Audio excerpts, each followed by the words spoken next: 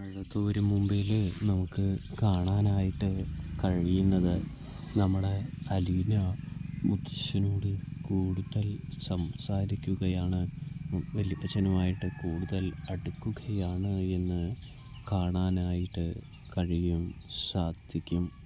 ഇതേ സമയമാണെങ്കിൽ നമ്മുടെ വല്യപ്പച്ചനാണെങ്കിൽ ആരുടെ അലീനയോട് ഒരുപാട് കാര്യങ്ങൾ പറയുന്നുണ്ട് എന്നും കാണാൻ സാധിക്കും.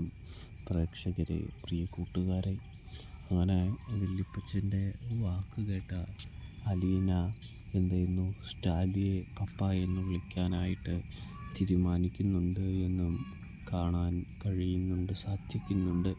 വിളിക്കാനായിട്ട് ഒരു യാത്ര തന്നെ സ്റ്റാലിയും വല്യപ്പച്ചനും കൂടി സെറ്റ് ചെയ്തെടുക്കുന്നുണ്ട് എന്നും കാണാൻ കഴിയും.